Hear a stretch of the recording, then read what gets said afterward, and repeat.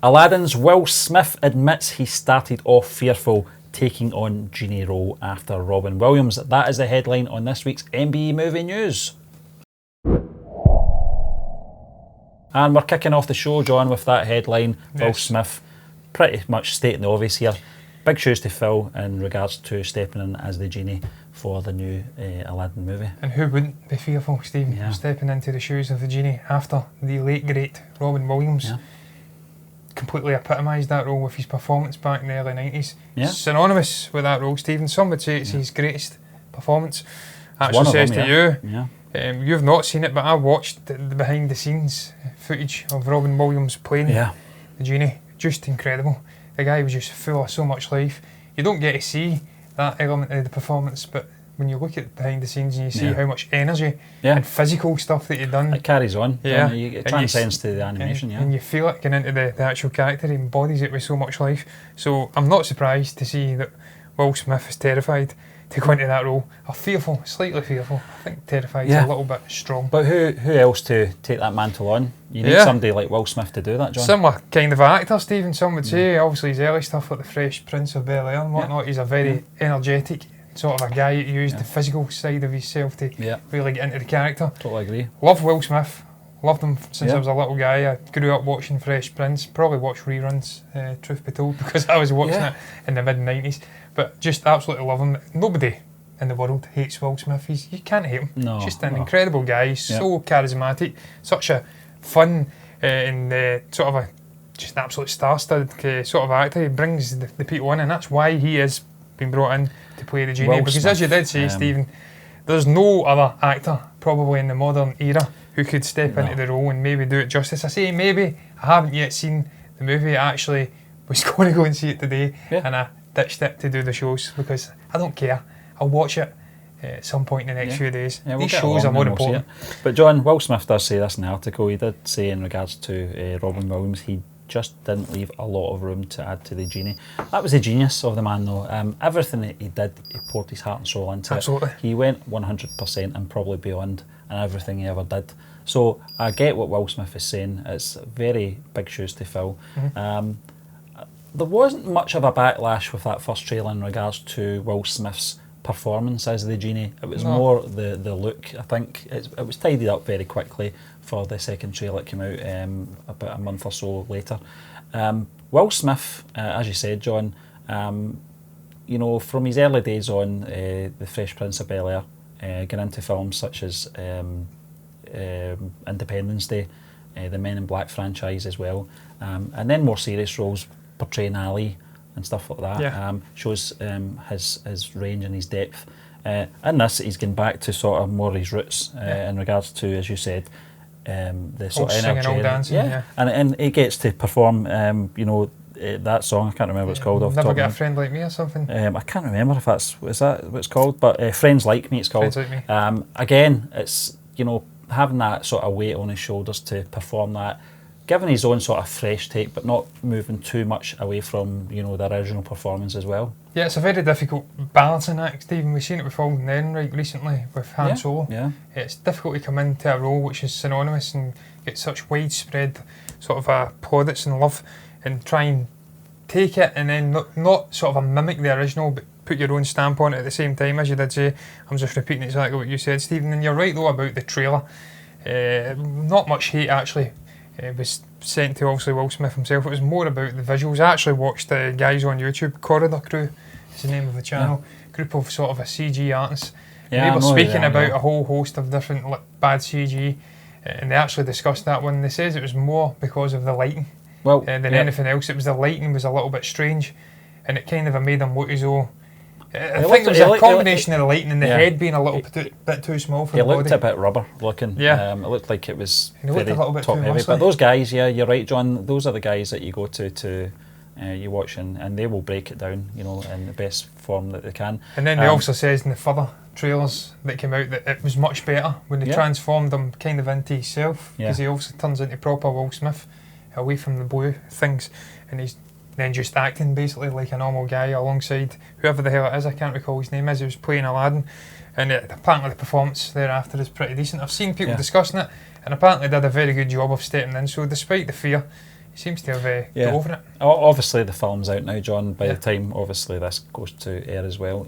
So I don't really want to get too much into what we think the film's going to be like or anything like that. But in regards to this article, I totally get where Will Smith's coming from. In fact, I think when he was cast, I thought it's a lot of pressure on this guy to make sure that he does this character justice, because Robin Williams, absolute legend, sort of guy that you get in to do the animated stuff.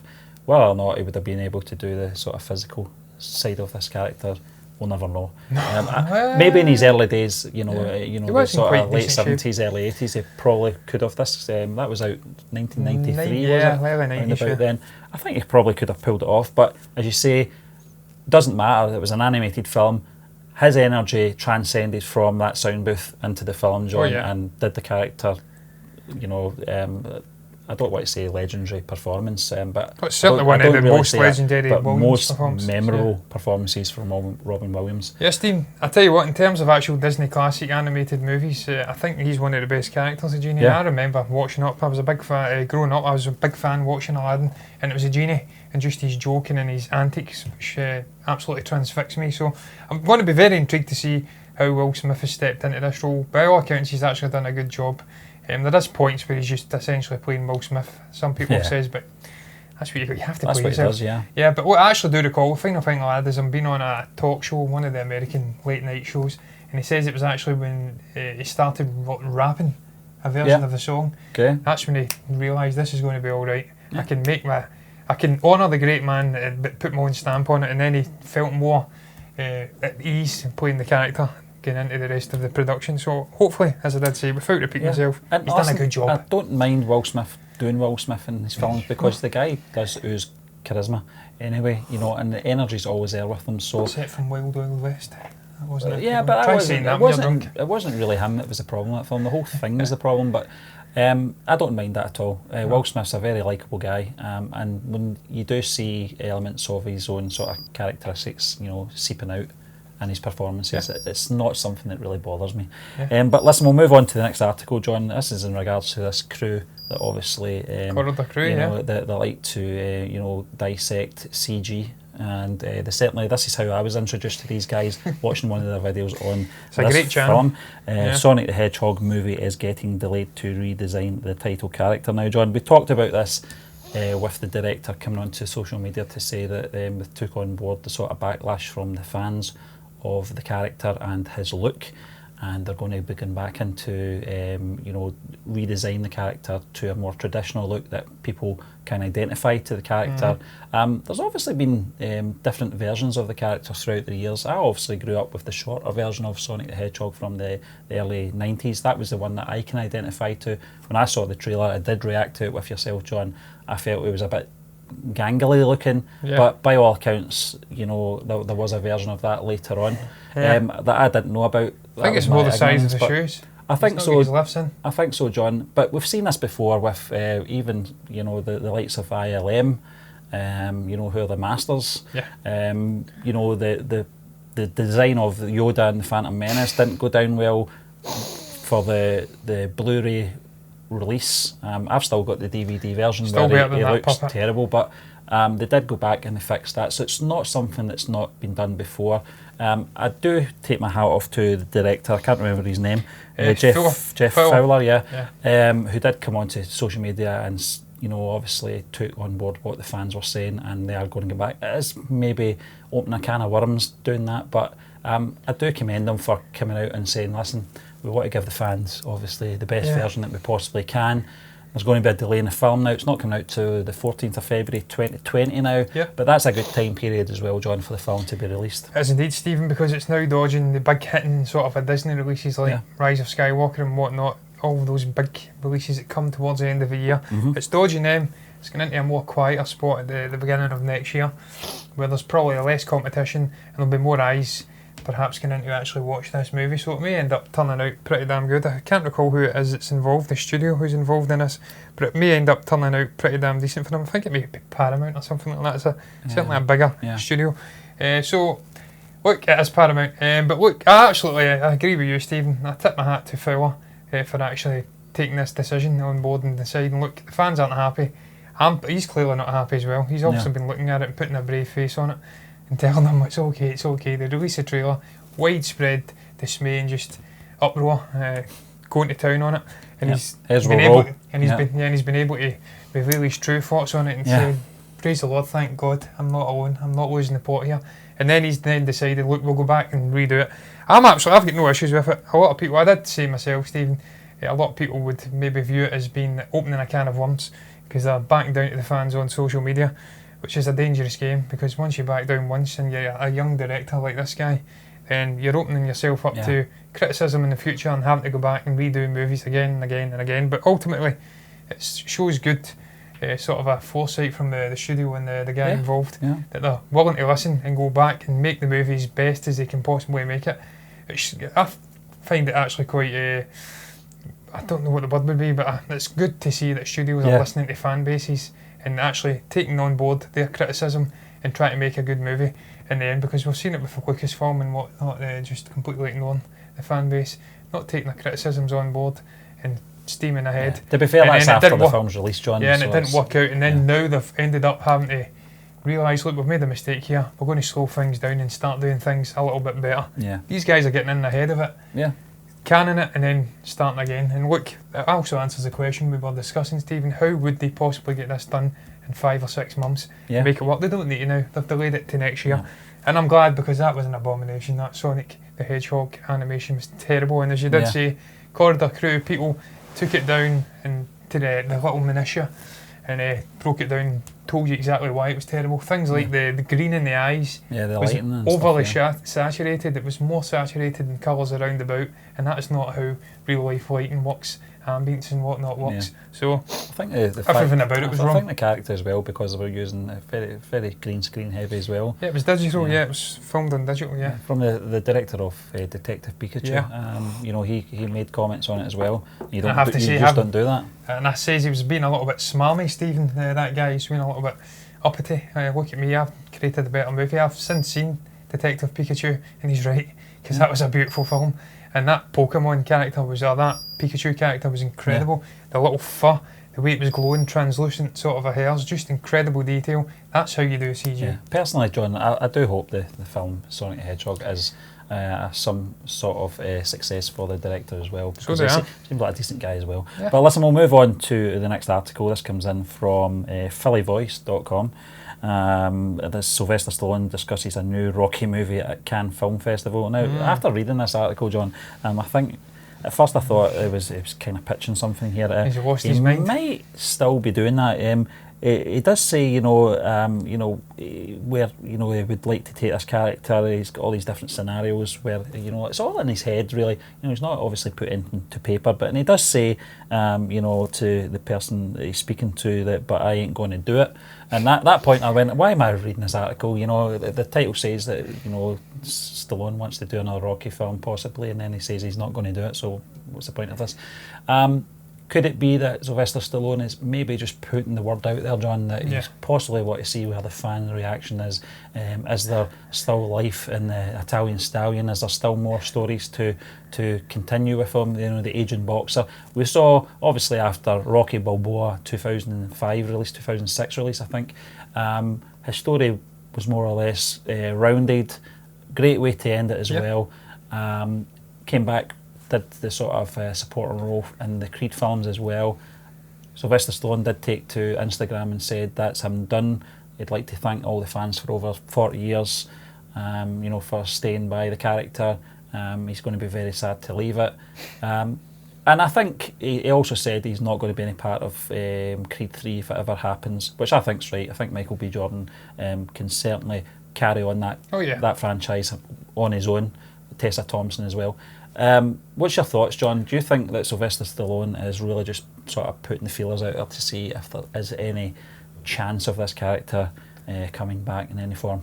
100%, Steve. Yeah. That's absolutely what he's doing. That's what I feel he's doing. Yeah. He's going on and saying how he's these great ideas about you can't use the same trick again and again. People start becoming unimpressed. So what you do is you then make it different. You take him out of his comfort zone. You put him in a different country, in another world. But he says then, but I ain't going to do it. No. So he's put the feelers out there. He's putting this concept. He's done it with Ramble. He's took the Ramble character and put him in a different environment to what we're accustomed to seeing Ramble in. Obviously, the south of America. I think it was in Mexico actually. Central America.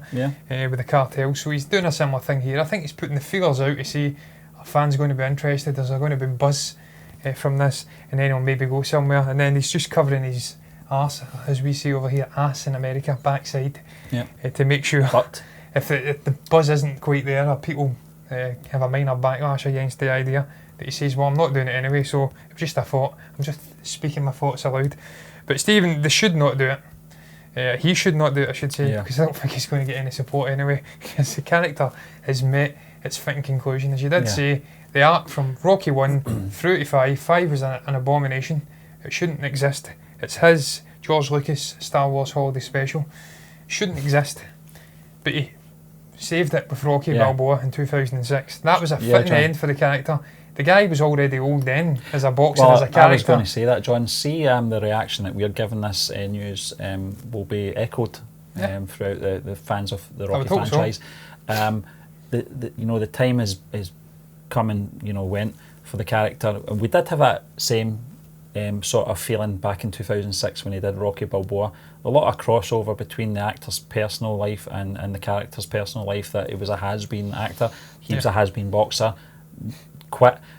At that point though, the difference was that the Rocky franchise hadn't fulfilled the character's sort of arc as in a good ending to the character or the franchise. They did that. They managed to do it at that time. I don't think you can repeat that again, because you'd just be regurgitating the Rocky Balboa 2006 film again. He did that big long line. Yeah, it's not about how hard you hit, it's about how hard you get hit. I think that was personal from Sylvester Stallone. I think he took a lot of knocks in the sort of late 90s, early 2000s of the films, detox, films like that, straight to video. And he won a supporting actor, didn't he? Award an Oscar for, I think it was Creed. Creed. So the guy has done his time with the character. But I'm not knocking Sylvester Stallone. I think he's still got a lot of options out there and possibilities where he wants to go in his career as an aging actor. Now, as far as the character goes, I don't think there's much more fuel left in that character, I've got to be honest. That's why I said the character, Stephen. I differentiated it from obviously Sylvester Stallone himself. The character is done. He was old, the character, back then. He can't come back and fight unless it's another elderly character. He brings Dolph Lundgren back again and fights, obviously, Drago. No. We don't want that. In terms of Creed, he's passed the baton over to Adonis. That was pretty clear at the end of Creed 2. He took a side step, he went back to his family, re-immersed himself with his son and his young grandson, and then Adonis was going away for his own sort of a thing. He had his own journey to make, and Rocky went off and done his own thing. That is done. I don't want to see him getting back and tarnishing it by bringing out a half-arsed sort of a story or movie which ends the character and the franchise in a sewer. That's drama based, John, and that's not the Rocky we know. Because you can't get in the ring anymore and really fight and make it believable. It's all about believable sort of a stories here. It was pushing it big time with Rocky Balboa when he got in and fought an actual heavyweight boxer. It was like a bit of a joke scenario, but it worked because they used real line Dixon, they used real sports people, ESPN people, and it was a real stadium. And the atmosphere, it all came together, and it was a fitting end, as you said, Stephen. But don't want to see it. He's covered his arse. He's put the feelers out there to see if people will be interested. Thankfully, I don't think anybody is. And he's then covered it by saying, "But I ain't going to do it anyway." Well, don't do it. We'll finish more expendable movies. But we'll finish, certainly will, because I do like them, John. I like that franchise, and it doesn't take itself too serious. But listen, we'll finish off the show with this article that's actually over across different platforms at the moment. This one is Ultimate Classic Rock, but Danny Boyle's fearing yesterday movie might have upset the Beatles. That's in regards to the the surviving members, Paul McCartney, Ringo Starr, and the widows of John Lennon and George Harrison, and how their reaction would be to pitching this. I think Danny Boyle actually sent all four of them individual letters, and I know that he did get feedback from Olivia Harrison and Ringo Starr, and very positive feedback. Nothing on Yoko Ono or Paul McCartney, surprisingly, John. But this is one of the things I thought was, when this trailer dropped, I thought this must have cost them an absolute arm and a leg to finance getting those rights for Beatles songs, because I remember watching the film Sean Penn, Michelle Pfeiffer film I Am Sam, where they had to get in other artists to perform the songs because just having those rights cost more than anything else in the film, including Michelle Pfeiffer and Sean Penn's wages. So that says a lot. Apparently, it's added $10 million to the movie's expenses. I think that's an absolute bargain for Beatles music. Yeah, it's cheap. Stephen, you have to have the music. That's what Danny Boyle does say in the article. There'd be no point naming it yesterday. I think he actually used a working title whilst he was negotiating with obviously Sony and whatnot to try and get the music rights. He says there's no point doing a story like this if you haven't got the actual music in. We've seen those terrible documentaries, Stephen, that pop up and like these, I don't know, just random channels, and they use like 60s, just random 60s tunes in place of actual Beatles music. It doesn't work. They call that incidental music. I call it accidental music. But Accidental, Muzak, as John Lennon would have says. It doesn't work. It takes an edge off of it. So it's an absolute steal, Stephen, to get these songs and the rights to the music for $10 million. And as they do say, they were even offered a great deal. They had a bit of flexibility in which songs they could choose right up until the last moment. So it's been a very good deal for them. I'm really intrigued by the story. I think it's very unique. We obviously had that, I forget his bloody name, Stephen, the guy from Only Fools, that 90s TV show that says they were nicking their idea. I don't believe it at all. Good night, sweetheart. They're not nicking it at all. It's a very unique concept from obviously Danny Boyle. I cannot wait to see it. I'm a big fan of the Beatles. I do agree with you, Stephen. It's very intriguing to see that Yoko and old Macca himself didn't get back to Danny. I think that speaks volumes. They've obviously given a blessing, but they're not really wanting anything to do with it. Or are they? Are they going to be in the movie? Is Macca and Ringo going to be in the movie? On that level, John, I think Paul McCartney has mellowed very much so over the last few years. He's not suing anybody anymore. He's not as uptight about these things. You remember the Ruttles when that came out? He wanted to sue them. Thanks to Linda McCartney, she calmed him down and made him realise this is just a spoof. Don't take it too seriously. But was he aware that George was involved in that? I think so as well. I think Handmade Films was involved in that. To be fair, George can't really talk because he tried to sue Ringo. I think they all tried to sue each other at one point, apart from maybe Lennon, but I don't think he cared. But no, he was on the heroin. I'm glad to see this film has come about, John, because I think it's an intriguing concept. It's something that most people would fantasise about. Certainly Dr. Evil and the Austin Powers films tried to do that as well, ripping off If God Was One of Us, claimed to write that song in 1969. But I like the concept of this. I think as well, Himesh Patel playing the character of Jack Malik as well just fits perfectly into this sort of character as well. You know, he's got that kind of voice. Yeah, and he's got the great characteristics to play a sort of rabbit, sort of caught in the headlights, sort of. You know, stardom's just hit him and he doesn't know how to deal with it. You know, and he's always going to, have that sort of guilt on his back that he's ripping off other people's songs. And is anyone going to find out? Well, perhaps we do, because that trailer that we did see, I think it was the international trailer, John, we see the feet barefoot of possibly Paul McCartney, and Ringo stars black trousers from the Black Suit. The Abbey Road cover, that is, of course. Do they exist in this universe? And not just that, Stephen, you actually see him starting to kind of a spiral mentally. He's kind of embroiled in a should I tell them or should I not tell them. He has that moment with the love interest. I can't recall who plays her, but that moment it's the lady from Mamma Mia. Here we go again. Lily Collins. No, that's not her name. I can't remember. Doesn't matter. But anyway, he's kind of embroiled in a should I not open up or be honest here about what's actually going on. And as you did say, we see those two strolling into that sort of arena. I think it was maybe a talk show. Might have been Collins. Lily James. Lily James. So it would be very intriguing to see. First and foremost, is it going to be like a done up CGI version of the Beatles from 1969, those two walking in, or is it just why else would they have bare feet? And then they've kind of been brought into this alternate timeline and they're taking their music back. One thing I hope they don't do is recast. I'd hate to see that. I'd rather see a CG version of Paul McCartney and Ringo Starr. I think I mean they kind of pulled that off in that Beatles Rockstar game where they had them going across the crossing for that advert. That's right, that was amazing. For its day, for 2009, it was pretty impressive. Yeah, Steve, the final thing I'll add is just the confidence this gives me for the actual story in the film itself, that Sony and Apple, Sony, I was about to say, it was somebody else, ATV, the confidence they have in the movie, obviously, if they're allowing these rights to be attached to the movie, the songs to be used in the movie, because as they do say in this article, they're very picky about how they use the Beatles rights. Yeah. They want to keep it as pure as possible. They don't want to oversaturate the market with Beatles songs, unlike other bands like the Stones and the Beach Boys and other bands from that time, who will just happily allow their music to be used in adverts willy-nilly.